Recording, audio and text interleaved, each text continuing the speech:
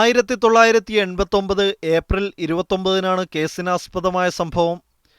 കാസർകോട് മൗവൽ സ്വദേശി ഷഹനാസ് ഹംസയെ വെടിവെച്ചു കൊന്ന കേസിലെ ഒന്നാം പ്രതി കഴിഞ്ഞ 26 വർഷമായി മുങ്ങി നടക്കുകയായിരുന്നു. പ്രതിക്കു വേണ്ടി CBI ലുക്കൌട്ട് നോട്ടീസ് പുറത്തിറക്കിയിരുന്നെങ്കിലും കണ്ടെത്താൻ കഴിഞ്ഞിരുന്നില്ല.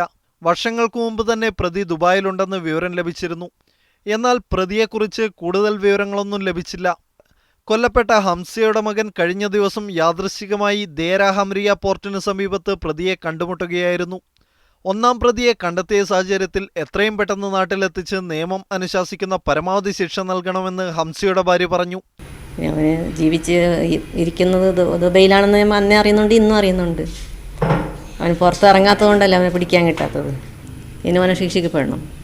ഒന്നാം പ്രതിയെ ദുബായിൽ കണ്ടെത്തിയ വാർത്ത മീഡിയ വൺ പുറത്തുവിട്ടതോടെ CBI-യിലെ അന്വേഷണ ഉദ്യോഗസ്ഥർ നാട്ടിലുള്ള ഹംസയുടെ മകനെ വിളിച്ച് കാര്യങ്ങൾ തിരക്കിയിരുന്നു. നമ്മൾ ഈ കേസ് മുമ്പേ അന്വേഷിച്ച അസീസ് സാറാണ്, അവരുണ്ടായിരുന്നു. അവരുമായിട്ട് നമ്മൾ നല്ല ബന്ധമുണ്ട്. അപ്പോൾ ഇത് കണ്ടപ്പോൾ അവരെ നമ്മൾ വിളിച്ച് സംഭവം പറഞ്ഞു. അപ്പോൾ അവരതിൻ്റെ നിയമപരമായ പരിപാടികൾ ആരംഭിച്ചിട്ടുണ്ട്. 6 ഘട്ടങ്ങളിലായി നടന്ന വിചാരണയിൽ ഇതുവരെയായി 9 പ്രതികൾ ശിക്ഷിക്കപ്പെട്ടിരുന്നു. Shafeeq Nasarulla, media one.